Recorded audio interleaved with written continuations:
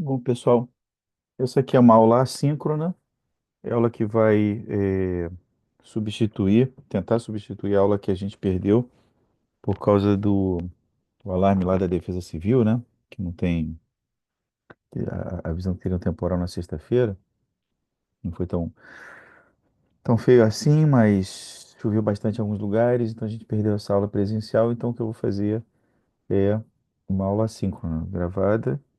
Vocês podem estudar o assunto.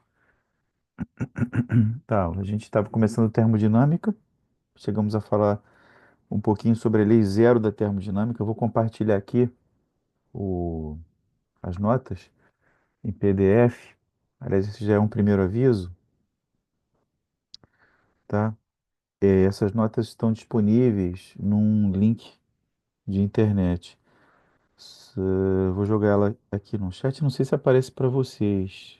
Talvez não, mas é www.if.ufrj.br, ok? Barra tio Morricone, não é tio de tio, avô, pai, filho, não, tá? É tio de tio, avião.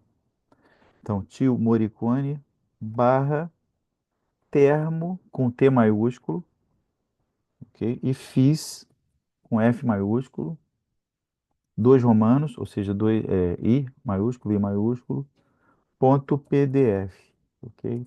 Joguei aqui no chat, eu não sei se isso está gravado, mas cantei aqui o, o link, beleza?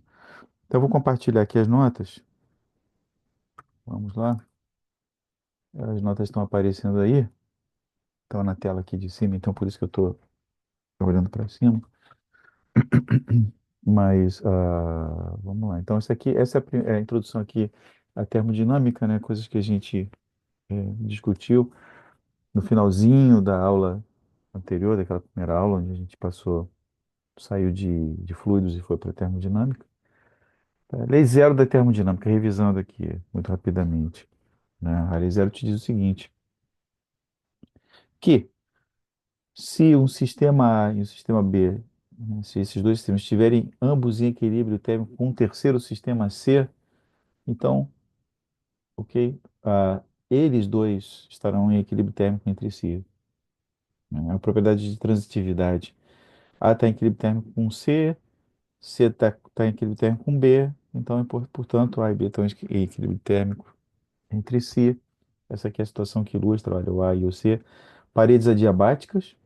Essa legenda, esse tracejado aqui indica que esses dois sistemas estão isolados do mundo externo, não há meio do mundo externo influenciar o que acontece lá dentro dos sistemas e vice-versa.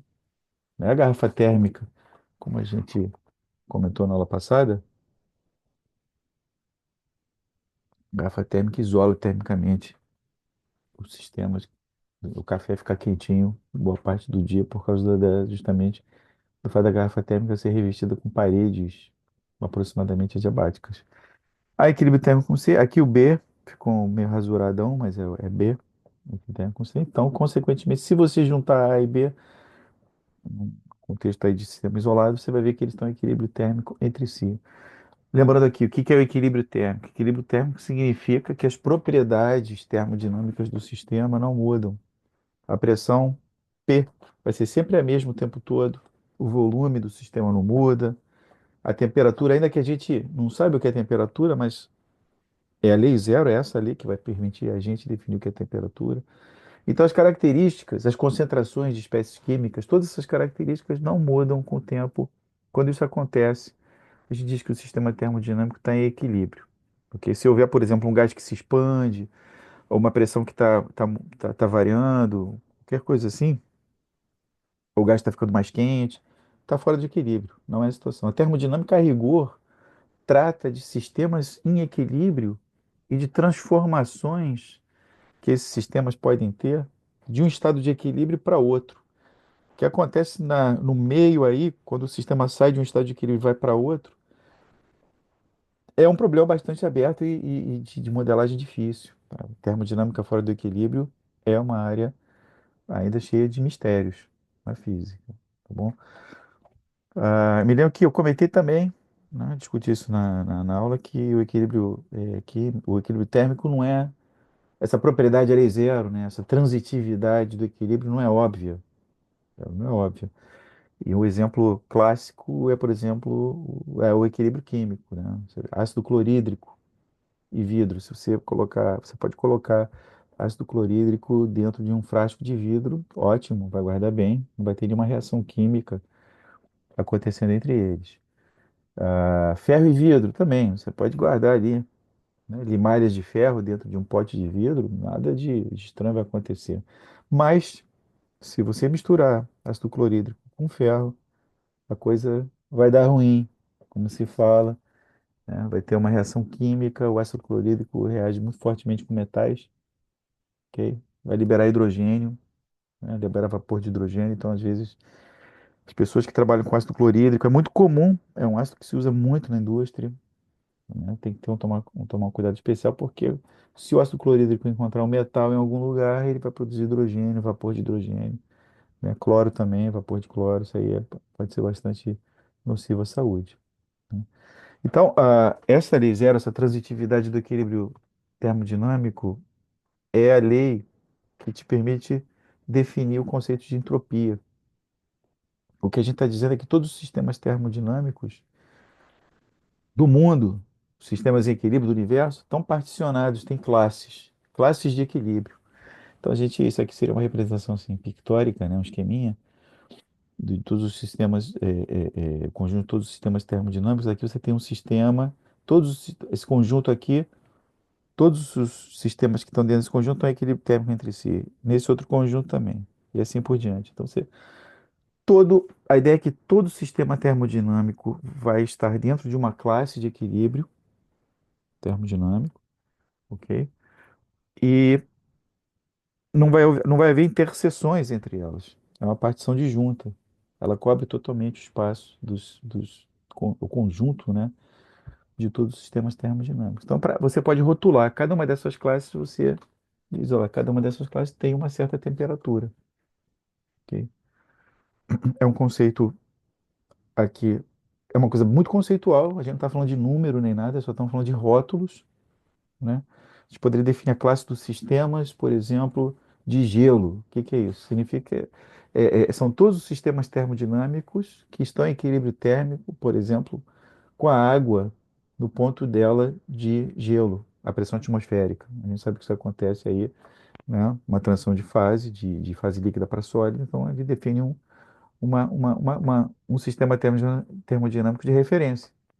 Seria assim, qual é a temperatura disso daqui? A temperatura de gelo, poderia falar assim. Então você tem que rotular, né? Analogamente, você poderia rotular outros sistemas com, esse aqui está numa temperatura de vapor, poderia ser a temperatura, né? Aquela situação na qual a água transiciona de estado líquido para o estado de vapor a uma atmosfera, por exemplo. Ok? Então essa ideia de temperatura é uma classificação, né? Quando a gente diz que um sistema termodinâmico tem uma certa temperatura, a gente está, falando que ele está em equilíbrio termodinâmico, por definição, e dois, que ele pertence a uma classe de sistemas, tá? Todos eles em equilíbrio térmico entre si, todos eles têm a mesma temperatura, tá bom? Então vamos começar agora a brincar com essa ideia, e ver como é que a gente quantifica isso daí. Deixa eu ligar o ar-condicionado aqui que tá, esquentou muito aqui.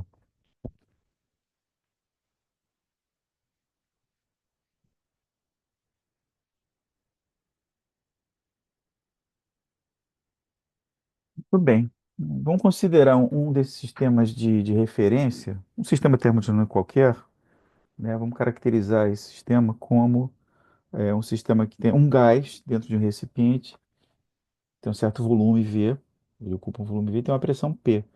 Em algum lugar eu fiz aqui, o nosso protótipo está aqui. Isso aqui é importante, tá? Vamos abrir um parênteses aqui. Boa parte do curso, essa parte termodinâmica, vai usar esses dois tipos aqui de sistemas e acoplamentos ou não acoplamentos com o exterior. Eu estou chamando de protótipos minimalistas de sistemas termodinâmicos. Então, aqui à esquerda, você tem um gás dentro de um recipiente, ele tem uma certa pressão, a pressão aqui está representada figurativamente com esse pezinho aqui, essa massa M, né, que sustenta o gás, ali, o gás não escapa. Essa linha aqui sólida, mas não tracejada, né? É uma parede diatérmica, ou seja, ali pode ter troca é, é, é, é, de energia, troca de calor, a gente vai abordar isso com mais detalhe mais para frente. Mas o que significa que o meio exterior pode influenciar o meio interior e vice-versa. A gente vai, em geral, pensar que esse gás está acoplado a um reservatório térmico, então é um sistema com o qual o teu sistema termodinâmico menor vai interagir, né, até chegar ao equilíbrio térmico com esse sistema reservatório térmico. O sistema reservatório térmico, ele manda na temperatura, se ele tiver tempo suficiente para interagir, de um outro sistema termodinâmico. É como você, por exemplo, joga uma pedra de gelo no oceano, né? O oceano é um grande reservatório térmico. A temperatura do oceano não vai mudar por causa, né, do lançamento de uma pedra de gelo, ok? Mas a pedra de gelo vai derreter. A temperatura dela vai aumentar a ponto de se equilibrar com uma temperatura média ali, pelo menos local, do oceano. Ok? A outra configuração que a gente vai usar muito é essa daqui. Agora o sistema está totalmente isolado, totalmente fechado por paredes adiabáticas, né? Novamente você tem aqui um pezinho que te dá uma pressão qualquer, né? Responsável por uma pressão sobre esse gás. Então, se você tem a área, essa superfície aqui, em geral vai ser um êmbolo, uma superfície móvel, né? Se você aliviar o peso, você espera que o gás se expande. Se você aumentar o peso, o gás vai ser comprimido, né? Se você conhece a área dessa superfície, desse êmbolo móvel, área A, você sabe que a pressão desse gás vai ser mg, a força-peso, dividido pela área, mg sobre A. Ok? Então, é uma maneira da gente visualizar o que acontece. E esses são os sistemas termodinâmicos mais simples possíveis, mas ainda vai dar para fazer muita coisa com isso. Os princípios estão todos aí, por aí, tá? As aplicações concretas, né? Aí quando você vai assim para a realidade, né? Você não tem uma substância homogênea, em geral você pode ter fases, né? Você pode ter espécies químicas que vão reagir e produzir sistemas cujo equilíbrio termodinâmico é mais rico, mais complexo, né? Mas aqui a gente tem a situação mínima, situação que vai ilustrar os princípios e com, com as quais a gente vai, situações com as quais a gente vai é, é, ir em frente com praticamente todas as nossas discussões. Ok? Então vamos voltar. Fechou parênteses aí. Vamos voltar. A gente tem aí. A nossa situação agora é a seguinte: a gente tem um gás, é essa situação daqui, essa daqui. Um gás que tem um certo volume, uma certa pressão em contato com um reservatório térmico que define uma temperatura aí de referência. Ok? E o que a gente quer fazer agora, a gente está no laboratório, né? O que a gente quer fazer é brincar de tirar um pouquinho dessa massa e ver o que acontece com o gás mantendo o reservatório térmico, certo? O reservatório térmico não mudou. Então, a temperatura do gás vai ser sempre a mesma, né? O que a gente espera aqui é que se você aliviar um pouquinho dessa massa, digamos, você tira um delta M, né? Diminui essa massa, o gás vai se expandir um pouco, mas não vai se expandir indefinidamente, ele vai se expandir um pouco até chegar num novo volume, ok? E uma nova situação de equilíbrio térmico. Então, você tinha uma situação de equilíbrio térmico com o reservatório, agora você tem outra, novamente com o reservatório, mas o gás agora tem uma pressão menor, porque a massa é menor, certo? O volume vai ser maior. É isso que vai acontecer. Então você tem duas situações diferentes, né, do gás. A massa do gás é a mesma, mas a pressão é diferente, tá? E em ambas as situações, você tem equilíbrio térmico, a mesma temperatura, né? Então a gente viu que se você diminui a pressão, o volume aumenta. Você pode ir diminuindo a pressão progressivamente, vai tirando massa, o volume vai aumentando, o sistema vai entrando em equilíbrio térmico. Você pode, lá na bancada experimental, fazer uma curva, pressão na vertical contra volume na horizontal. O que você vai encontrar, né, é algo assim, uma curva desse tipo. Pressão na vertical, volume na horizontal, né? Essa curva daqui é a curva que vai definir, né, todos os estados termodinâmicos daquele sistema à mesma temperatura. Então, todos os estados termodinâmicos. Você tem um estado termodinâmico aqui, caracterizado por um par pressão-volume, tem uma certa temperatura. Aqui vai ter uma pressão menor e um volume maior, mas tem a mesma temperatura. Essa é uma curva que a gente chama de isoterma. Essa curva, obviamente, ela depende da quantidade de massa que você tem, do tipo de gás, tipo de substância. Você pega outra substância, curva isoterma, vai ser diferente, a mesma temperatura, a princípio, né? Ela não tem nada de universal, essa curva. Mas o fato é que existem curvas isotermas para os gases, né? O que ocorre agora, a gente pode pensar, se você mantiver, digamos, a pressão, então você não muda a massa, deixa aquela massa lá, mas aumenta a temperatura do reservatório térmico. Então você vai lá, tá como se estivesse aí num forno, você aumenta a temperatura do forno. O que você espera que aconteça? Você espera que o que acontece aqui, né, é que o gás vai se expandir. Ele vai ganhar, vai ficar mais quente, ele vai querer se expandir. Né? É intuitivo isso. O gás mais quente se expande. A mesma pressão, você não mudou a pressão. Então, se você espera que se você aumenta a temperatura, mantendo a pressão, o gás aumenta de volume. Ou seja, lá no laboratório você pode ir mudando a temperatura do teu forno, θ1, θ2, θ3, assim por diante, ok? Então, olha aqui, ó, se você mantiver a pressão, que seria uma linha horizontal sobre cruzando essas curvas, né? Daqui para cá a pressão é a mesma, só que o volume aqui é maior. Esse θ2, estamos parametrizando essas curvas por números reais. Eu estou dizendo que essa curva daqui eu vou parametrizar por um número real θ1. Escolhe o que quiser. θ1 igual a 2. Essa daqui eu vou parametrizar por um outro número real. Então, θ2 qualquer. Escolhe 3, né? Essa aqui seria uma outra isoterma, parametrizada por um número diferente. Então, agora a gente está quantificando a temperatura, certo? Mas é uma isoterma de temperatura maior. Então, essa escolha arbitrária a gente chama de temperatura empírica. Cada um faz como quiser. Poderia ser uma sequência decrescente, certo? Eu comentei na outra turma, né? Que de repente vai existir um planeta por aí onde, por alguma razão, sei lá, os seres, mas acredito que não. Tem leis da física por trás disso. Mas poderia definir uma escala decrescente aqui, né?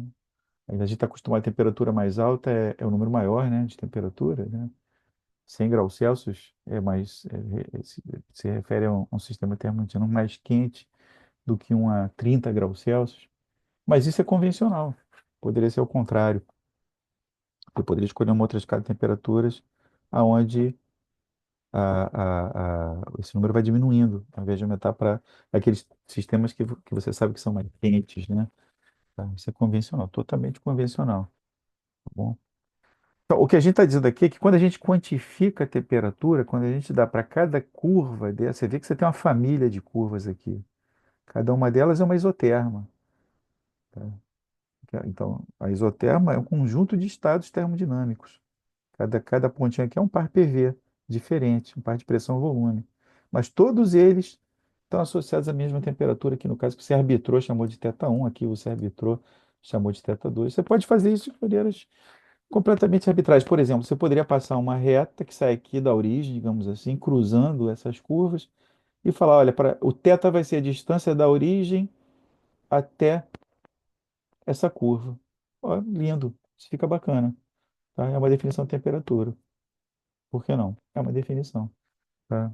Pode não ser prática, mas é uma definição. Então, esse é o conceito. A gente quer quantificar temperatura, a gente quer colocar um rótulo numérico, né, para os sistemas termodinâmicos que estão em equilíbrio térmico entre si, né? Então, o que a gente está falando aqui, de um ponto de vista mais matemático, é que essas curvas, elas podem ser definidas assim, né, como uma função de pressão e volume, né, igual a θ, essa escala de temperatura que você arbitrou de alguma maneira. Isso aqui seria uma equação de estado, é uma equação que relaciona pressão, volume e temperatura.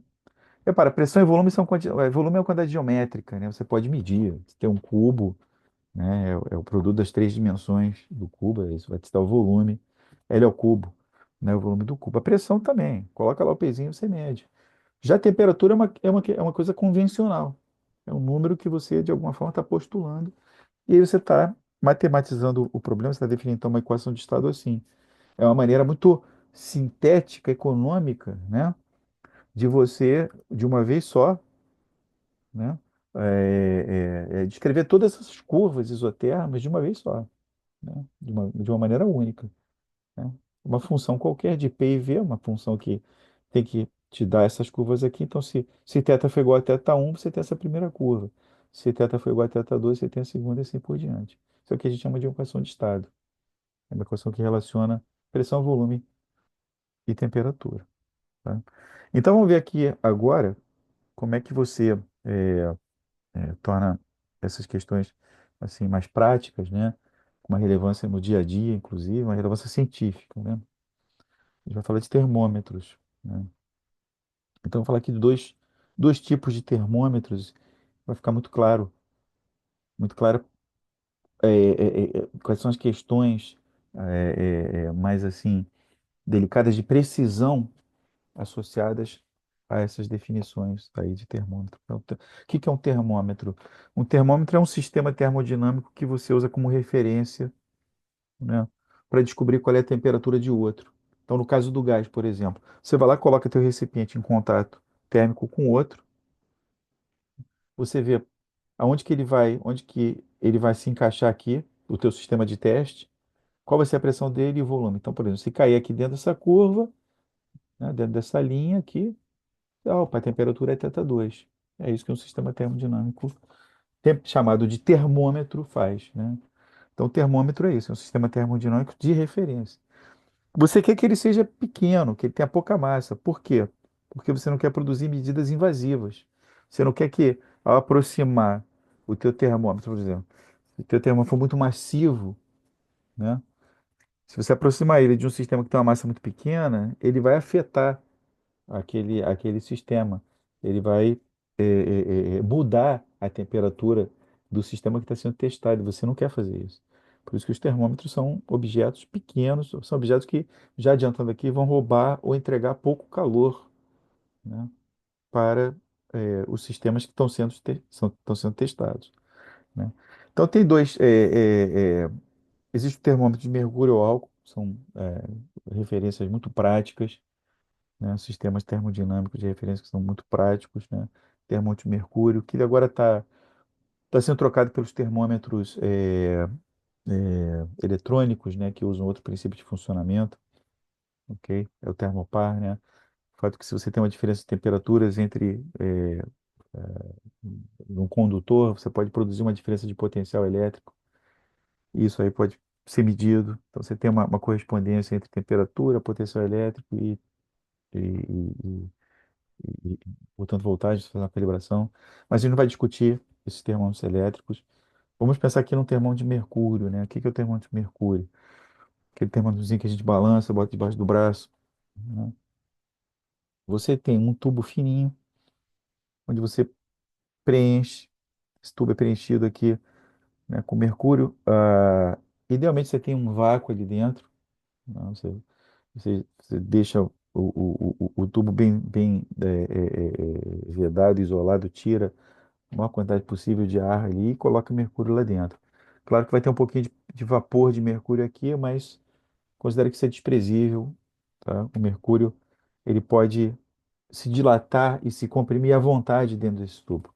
Não tem ar suficiente aqui, não tem gases suficientes para impedir a expansão ou contração do mercúrio. O mercúrio ali dentro está livre para se dilatar ou para se comprimir, né? Então, esse termômetro usa como princípio o fato de que, se você muda o equilíbrio térmico, ele ou se dilata ou se contrai, essa coluna de mercúrio. Então, o tubo está totalmente fechado nos dois extremos, né? Em geral, nos extremos você tem um bulbo, que é um reservatório de mercúrio, ok? Que entrega, se o mercúrio se dilata, então essa coluna se expande, né? Sai mais mercúrio lá do bulbozinho.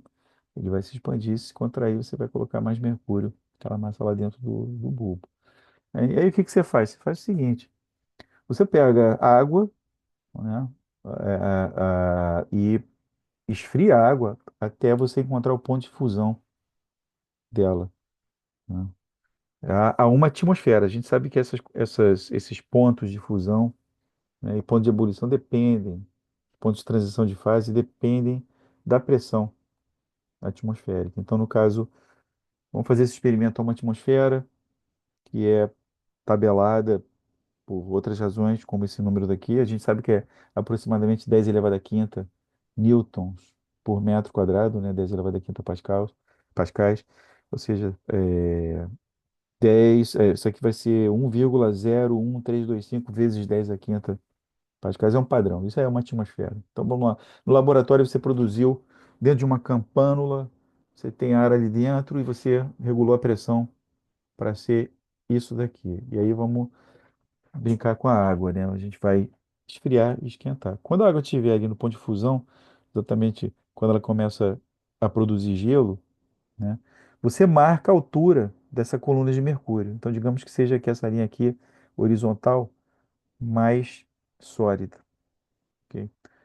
Você esquenta a água. Quando a água chegar ao ponto de ebulição, né? Quando ela começa a se transformar em vapor, começa a surgir bolhas, né, na água, pelo efeito de temperatura, a coluna se dilata, digamos que seja esse aqui o ponto. Então, você marca aqui, tá? Desenha aqui uma linha, rabisca uma linha aqui, rabisca uma linha ali. E o que você vai fazer agora é dizer o seguinte: olha, vamos chamar essa temperatura aqui do ponto de fusão da água de 0 graus Celsius e vamos chamar essa temperatura aqui de ebulição da água de 100 graus Celsius. E entre as duas, o que que você vai fazer? Você vai fazer o seguinte: você vai postular. Você pega uma régua, divide aí em 100 partes iguais, tá?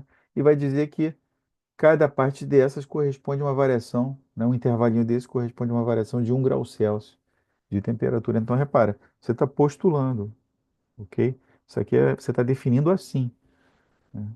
Você está fazendo uma correspondência entre algo que é geométrico, que são os intervalos, tá? E as variações de temperatura. Deixa eu ver esse WhatsApp aqui, miserável. Cadê? Cancelar essa porcaria.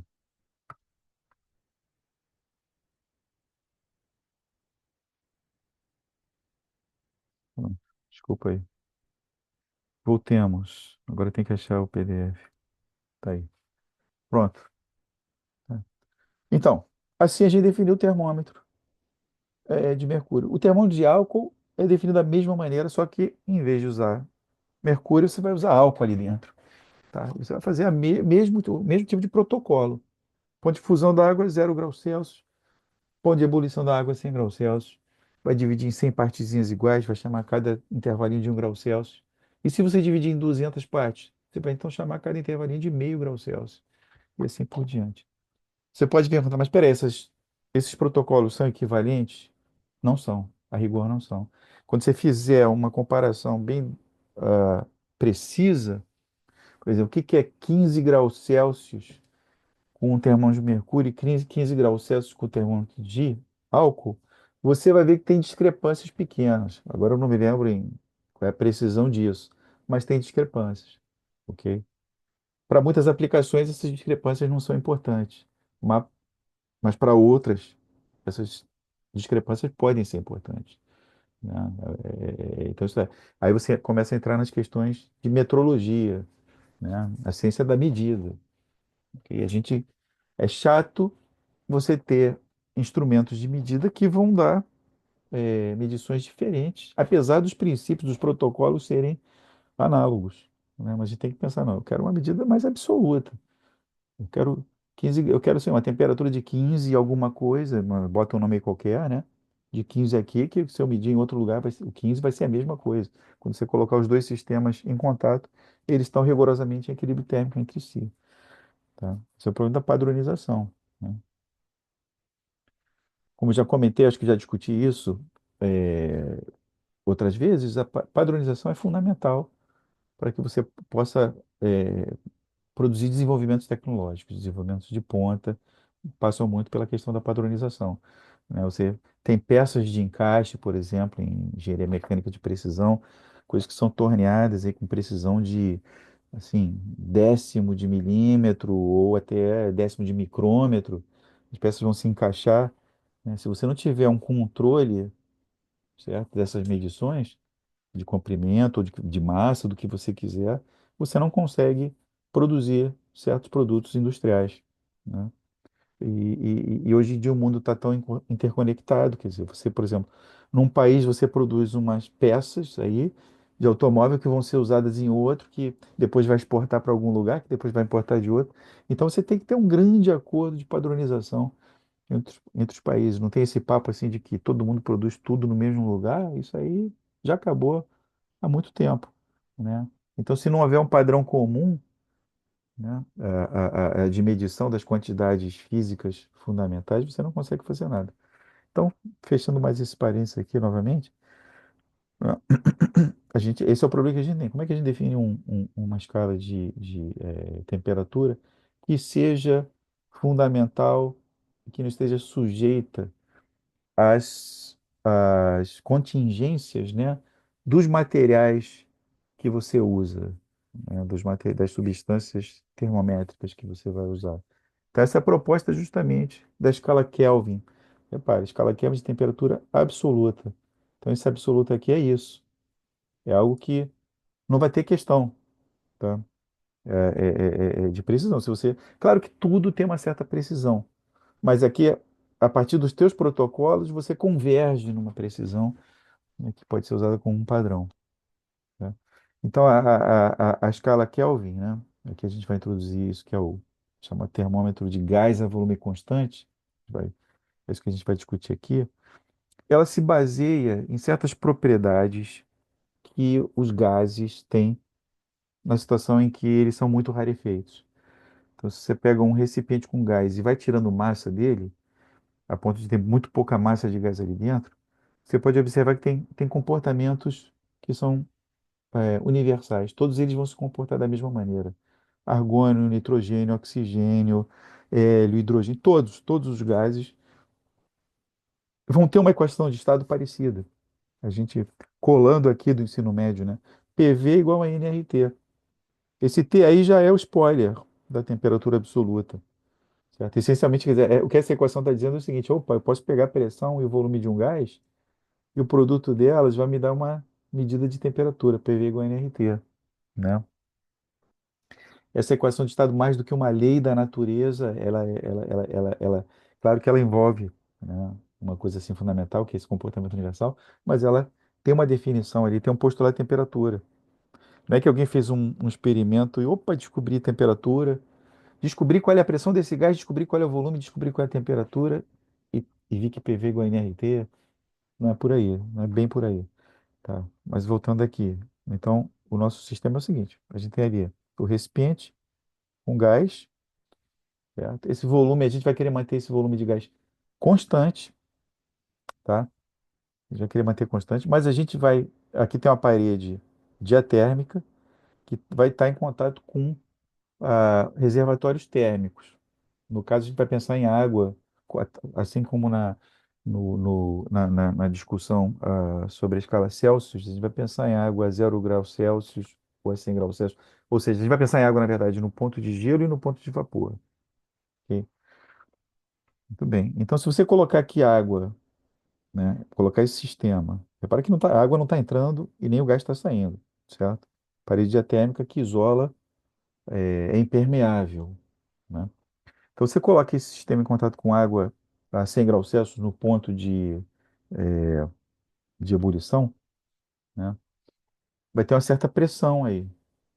Como é que você descobre qual é essa pressão? Olha, eu estou dizendo que o volume é fixo. Eu não quero mudar o volume desse gás, então não quero mudar a altura do pistão. Então você coloca a massa ou retira a massa para chegar naquele volume de referência fixo. Agora faz o seguinte: tira a massa desse gás. Opa, se você tirou, a pressão vai mudar.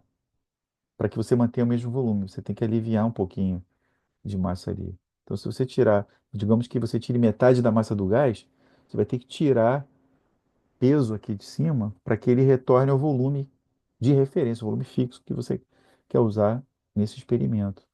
E a ideia é fazer esse experimento de forma que o gás se torne cada vez mais rarefeito. Você vai tirando massa, mantendo o volume, né, e vai vendo, vai anotando as pressões que você tem que ajustar para que o volume seja sempre o mesmo, né? Então, aqui, comentário. A gente vai colocar esse gás aí em contato com a água a 100 graus Celsius, ou, por exemplo, água no ponto de gelo, ou que é uma referência importante, né, na termometria, né, que é o ponto triplo. O ponto triplo da água é um ponto de referência excelente para padronização, né? É um ponto da água onde você tem a coexistência de três fases. Só existe uma única situação termodinâmica onde isso acontece, né? Isso acontece na pressão de 611 newton por metro quadrado, quer dizer, muito menor do que a pressão atmosférica. Então, se você reduzir a pressão do ambiente a esse ponto aqui, né, para uma redução razoável de pressão, você repara que numa certa temperatura, a água, você tem coexistência de três fases na água. É o chamado ponto triplo. E se você colocar lá o teu termômetrozinho de mercúrio, ou se você medir temperatura em graus Celsius de alguma maneira, isso aqui é o e-mail. Você vai ver que isso é uma temperatura próxima de 0 graus Celsius de qualquer maneira. 0,0098 graus Celsius. Tá? O que importa aqui é o seguinte, você tem duas situações de referência, tá? Uma relacionada à água no ponto de gelo, ponto triplo, e a outra relacionada à água a 100 graus Celsius, né, ponto de ebulição. E você então anota as pressões, né, nesses dois pontos de referência. Você tem um ponto de vapor, você tem a pressão nesse ponto de vapor. Então, essa pressão aqui é mg dividido por área, né? Como já comentei. PV é a pressão que o gás tem no ponto de vapor da água. E PG é a pressão que o gás tem no ponto de gelo da água. A pressão desse gás varia de um ponto a outro, ok? Mas, de novo, você sempre deixa o volume igual, o volume é sempre o mesmo. Então, o que que você vai obter com um experimento desse tipo? Aqui você tem o que seria um típico resultado experimental, né? Aqui na vertical a gente vai colocar a razão entre as pressões do ponto de vapor e ponto de gelo, e na horizontal a pressão de gelo, ok? Então você começa o experimento lá, um gás qualquer, uma massa M0, você tem um pontinho, você retira a massa desse gás, ok? A razão PV, PG vai diminuir para M1 e assim por diante. E você observa uma coisa interessante, que todos os pontos vão cair aproximadamente sobre uma reta. E essa reta vai, você não consegue chegar aqui, né, numa pressão de gelo zero, você não consegue retirar toda a massa do gás, tá? Mas você consegue achar esse pontinho aqui, onde, por extrapolação, pega aqui três, quatro pontos da reta, tumba, extrapola para cá, opa, vai cruzar aqui, tá? Então, recapitulando, você vai diminuindo a massa do gás, mantém o volume do gás sempre constante e anota a pressão, as pressões que você tem no ponto de gelo e ponto de vapor. Vai fazendo isso. E vai construindo essa curva. Você interpola para cá. Aí você pega agora outro gás. Suponha que você estivesse fazendo experiência com ar, que é uma mistura de nitrogênio, oxigênio, né, uma opção de gás. Agora você faz experiência, sei lá, com outra mistura, ou faz com hélio, por exemplo, né, ou faz com nitrogênio puro. A curva não vai ser a mesma. Os pontos vão cair em lugares diferentes. Certo? Mas aí que é o curioso. Essa extrapolação, né, linear, vai, você vai notar que ela vai cair no mesmo pontinho aqui, né? Então, quando no limite de pressão de gelo zero, que seria o limite de massa nula do gás, quando você está tirando muita massa, tem pouquíssima massa no gás, todas essas curvas são extrapoladas por um pontinho universal aí. O mesmo ponto. Repare que isso aqui é uma quantidade adimensional. PV sobre PG é um número, sem dimensão. E você anota esse número, isso aqui dá 1,3661, ok? Você constata que esse é o valor que você obtém. Aqui com uma previsão até razoável. Então a gente vai usar esse fato de que todas essas substâncias diferentes têm um comportamento universal. É essa extrapolação aí para a pressão de gelo nula. Repare que isso é diferente do caso do mercúrio e álcool, né? Mercúrio é uma coisa, álcool é outra, e você não sabe onde o que que eles têm em comum exatamente, você não consegue ver isso, tá? Mas com os gases você consegue, nesse regime de gás ideal. Você consegue ver que as extrapolações coincidem aqui nesse pontinho. Então a gente vai aproveitar esse fato. Matematicamente, o que a gente está dizendo é que o limite de PV sobre PG, né, na situação em que PG vai para zero, né? Quando o PG vai para zero, é 1.3661, blá, blá, blá, blá, blá. Então a gente vai usar esse número para definir o que é a razão de temperaturas desses dois pontos, de vapor e de gelo. Também, né? É uma coisa dimensional, qualquer que seja aí a dimensão de temperatura, certo? É dimensional, é uma razão de temperaturas, razão de números, dois números, TV, essa temperatura, né, associada ao ponto de vapor da água, e TG é a temperatura associada ao ponto de gelo da água. Tá? Então, isso vai definir que é uma razão de temperaturas absolutas. Tá? É uma primeira equação.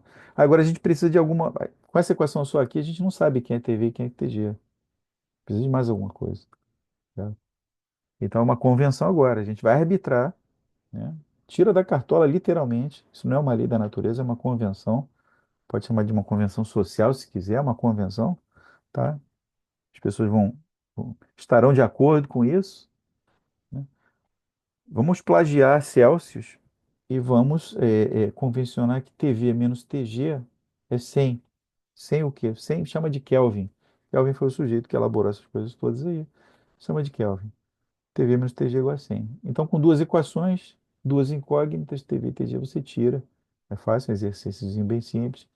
Você tira que a temperatura de gelo da água é 273,15, e lá vai casa decimal, mas aqui, nessa precisão aqui, né?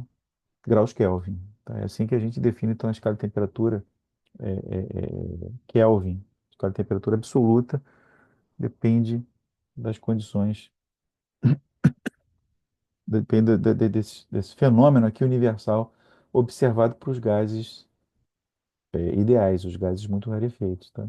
Isso aqui é um fato empírico, isso é evidência empírica. É a natureza que está dizendo que as coisas acontecem assim e a gente está se aproveitando disso para definir uma escala de temperatura. Qual é a relação em Celsius e Kelvin? Aí, a partir daí você pode então escrever o seguinte, olha, em Celsius também essa diferença aqui, certo? De temperaturas é 100 graus Celsius. Então a gente vai definir que a temperatura em Celsius, né, agora por definição, vai ser a temperatura Kelvin menos 273,15. Né? Então a gente agora tem uma escala de temperatura que é robusta, escala Kelvin. Ah, eu passei aqui, não comentei, acho que eu não comentei porque eu não gosto muito, mas assim, por a título de completeza, né? Nem todos os países do mundo usam escala Celsius, lá nos Estados Unidos se usa escala Fahrenheit.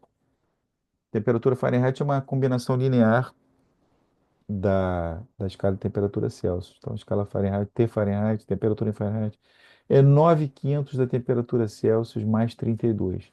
Por que isso? Isso tem a ver lá com as coisas específicas, né? As questões específicas que foram usadas para definir a escala Fahrenheit, que eu, sinceramente, não me lembro agora. Já li isso, mas me esqueço, porque é uma história completamente, assim, arbitrária, tá? Escala Fahrenheit, temperatura. É fácil, você procura aí no Google, na internet, vai ver qual é a história, mas como eu disse, são coisas que convencionais, né? Em algum momento interessou definir assim, por alguma razão. A regrinha para chegar de Fahrenheit para Celsius, assim, uma regrinha simples, é você subtrair a temperatura Fahrenheit, pega a temperatura Fahrenheit, subtrai 32 e divide por 2, que é aproximadamente 9/500, né? Isso dá uma ideia de temperatura Celsius. Uma temperatura Celsius, por exemplo, 64 graus Fahrenheit, né? 64 menos 32 é 32, divide por 2 vai dar 16 graus Celsius. 64 Fahrenheit é 16 graus Celsius, aproximadamente. Tá bom?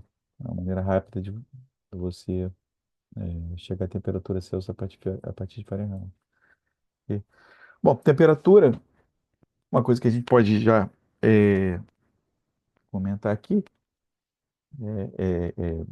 quais são os fenômenos associados à temperatura? Tem muitos.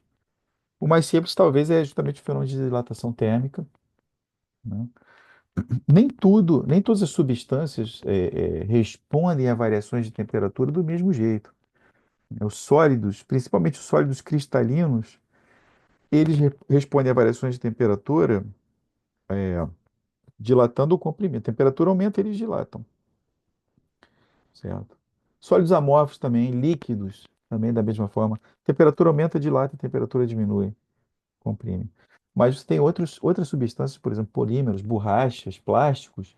Se a temperatura aumenta, ele tende a diminuir, tá? Existem também comportamentos anômalos, muitas vezes, nas transições de fase, por exemplo, quando a água passa para a fase líquida, a temperatura diminui, mas o gelo a gente sabe que tem um volume maior. Por isso que o gelo boia na água, né? Porque tem uma densidade menor, né? A densidade de massa do gelo é menor do que a da água, ok? Então, os polímeros, né? Os plásticos são moléculas ou borrachas, né? Muito alongadas, que estão enroscadas entre si. Quando você aumenta a temperatura, a agitação dessas moléculas faz com que elas diminuam de tamanho, se enrosquem mais ainda, ao invés delas se expandirem, né? Isso acontece com um elástico, por exemplo. Se você pendura, você pode fazer essa experiência assim, você pendura algo num elástico. Se você aquecer esse elástico, você vai ver que ele vai diminuir. Ele diminui de tamanho. Tá? Ah, é- aqui um detalhe interessante, né? Um comentário interessante. A gente fala muito de elevação da água, do nível dos oceanos, né, por conta do aquecimento global. É fato, isso é medido, né? Ah, muita gente pensa assim, o nível está sendo elevado porque as calotas polares estão derretendo, tem mais água no oceano, vai subir. Tá bem, mas uma boa porcentagem desse aumento, uma porcentagem relevante, é devido ao efeito de dilatação térmica, ok? Não é só mais água que você joga. Como o planeta está mais quente, isso dilata a água e os oceanos sobem também. E não é uma fração pequena, é uma fração grande. Eu agora não me lembro exatamente, mas acho que é algo em torno de 30% a 50%. Então, é bem razoável, né? Então, dilatação térmica, o modelo mais simples de dilatação térmica é o seguinte: você pega aqui uma barra. Opa, sumiu o negócio. Vou botar aqui. Você pega uma barra metálica, aqui um volume, certo? Com três dimensões, Lx profundidade, Ly largura, Lz altura. A lei empírica que a gente tem é a seguinte: se o incremento de temperatura for muito pequeno, o incremento de temperatura pequeno é um incremento tal que o incremento de comprimento é pequeno em relação ao comprimento original. Então, por exemplo, se tiver uma barra aí de 50 centímetros, a gente pode dizer que uma variação de 1 centímetro na barra é uma variação pequena e isso corresponde a um aumento pequeno de temperatura também, seja ele qual for. Ok? Ali é o seguinte, que qualquer uma dessas dimensões vai se comportar desse jeito aqui. Essa é a lei empírica, né? É o chamado alfa aqui. Então, o que a gente tem é o seguinte, é o coeficiente de dilatação linear. A gente tem que o incremento de comprimento, que pode ser positivo ou negativo. Positivo se a barra dilatou, negativo se a barra diminuiu de tamanho, né? É proporcional ao próprio comprimento da barra e à variação de temperatura ΔT. Essa constante de proporcionalidade alfa aqui é chamada de coeficiente de dilatação linear, que aqui no caso ela envolve, certo, as dimensões lineares do objeto, Lx, Ly, Lz. Esse L aí pode ser qualquer uma dessas três dimensões, o ΔL. Então, se L for Lx, o ΔL é ΔLx, e assim por diante. É, num contexto diferencial, né, você vai dizer então que um incremento diferencial de comprimento TL vai ser alfa L dt, incremento diferencial de temperatura. E daqui você tira, né, divide a, a, essa equação toda por L, dL sobre L é d log de L, é diferencial do log de L. Isso aqui te diz que a taxa de variação do logaritmo do comprimento de qualquer dimensão linear da barra em relação às variações de temperatura é alfa, é uma constante. Aqui tem tabelado, aqui tem duas dessas constantes para o gelo e para o latão. O gelo é 51 vezes 10 a menos 6 Kelvin a menos 1. Repara, tem que ser Kelvin menos 1, né? Porque aqui tem variação de temperatura. Então, alfa tem que ser inverso de temperatura para sobrar um comprimento. E latão, alfa é 19 vezes 10 a menos 6 elevado a menos 6, são números pequenininhos. E, curiosamente, o gelo se dilata mais do que o latão, ok? Se você botar uma pedra de gelo dentro de um invólucro de latão e aumentar a temperatura, né, desse sistema, o gelo vai se expandir e vai deformar o latão, né, porque ele vai se expandir mais do que o latão. Ok? A gente aqui Isso aqui é dilatação linear, delta L, mas você pode falar, você pode se perguntar, e o volume? Como é que o volume varia? Né? Ou como é que a superfície, a área dessas superfícies aqui, das faces desse paralelepípedo, né, aqui a barra, varia.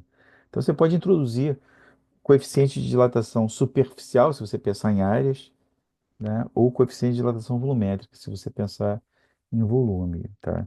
E aqui eu já vou ter uma errata aqui, eu usei beta, mas o símbolo mais correto é gama, porque para o coeficiente de dilatação volumétrica, o gama é aquela, é como se fosse um Vzinho com a base do V fazendo um laço, né? Beta se refere em geral ao coeficiente de dilatação superficial. Então aqui eu usei beta, foi um deslize. Tá? Mas da mesma forma como as dimensões lineares variam assim, né? A variação linear, o incremento linear é proporcional ao comprimento e à variação de temperatura. O incremento de volume também vai ser proporcional ao volume, analogamente à dilatação linear, e à variação de temperatura. Só que agora o coeficiente gama, tá? Por favor, vamos trocar esse beta aqui por um gama, tá? Vai ser igual a 3 alfa. Gama, coeficiente de dilatação volumétrica é 3 alfa. 3 vezes o coeficiente de dilatação linear. E não é difícil de mostrar isso. Basta você escrever o volume da tua barra, esse é o volume, Lx, Ly, Lz. Então, a diferencial de volume, né, um incremento pequeno de volume, usa a regra de diferenciação de produto, Leibniz, né, vai ser dLx e Ly, Lz, Lx de Ly, Lz, Lx, Ly, dLz. Né? E aí você pode fazer o seguinte aqui. Você pode, por exemplo, aqui eu tenho Ly, Lz. Eu posso multiplicar por Lx e dividir por Lx. E aí o que que a gente vai ter aqui? Vai ser dLx sobre Lx, isso vai ser d log de Lx, que você sabe que é alfa dt. O d do log, a diferencial do log é alfa dt. Então, o primeiro termo vai ser, você pode escrever como sendo, o primeiro termo você pode escrever como sendo alfa dt, que multiplica Lx, Ly, Lz. Vai ser o volume. Analogamente para os outros termos. Todos esses termos, então, vão contribuir com alfa, Lx, Ly, Lz, dt. Então, no final de contas, você vai ter 3 alfa volume dt. Coeficiente de dilatação volumétrica é 3 alfa. Analogamente, o coeficiente de dilatação superficial, se você quiser aqui ver como é que, por exemplo, essa face aqui de largura Ly e altura Lz, como é que a área dela varia com variações de temperatura, o teu coeficiente de dilatação, agora vamos usar beta, a letra grega, para representar esse coeficiente de dilatação superficial, vai ser 2 alfa, certo? Então, alfa é linear, 2 alfa é superficial, 3 alfa, o gama é o coeficiente de dilatação volumétrica, tá bom? A título de comentário, visão atômica do que está acontecendo aí, quando você esquenta o material ele se dilata, né? Isso, inclusive, na engenharia civil é fundamental. As construções da engenharia civil precisam ter gaps, intervalos entre as peças, né? Os blocos, né? Por exemplo, um trilho de trem, certo? Se ele fosse uma peça única contínua, se a temperatura aumentar muito, ele vai começar a envergar. Então você tem espaços entre segmentos de trilho de forma a permitir variação e não deformar a linha, né, do trem. Ok? E isso em tudo, em prédios, qualquer construção civil tem que ter espaços, né, em pontes, espaços que você permite dilatação e compressão, né, das dimensões lineares das suas construções, senão você pode ter rachaduras, ruir, você vai afetar a estrutura. Então, isso é muito importante, né? Num projeto de engenharia civil, levar em conta isso. E outros projetos também, né? Você pensa aí, por exemplo, como eu comentei aqui, um pistão de automóvel, né? Isso vai estar sujeito a variações de temperatura, isso tem que ser cuidadosamente estudado como é que esses componentes, né, mecânicos vão reagir, vão se comportar frente a variações de temperatura. Mas então, a visão atômica, você tem átomos, né? Por exemplo, na rede cristalina, esses átomos têm uma distância típica R, que podem ser moléculas, íons, o que você quiser, uma distância típica R.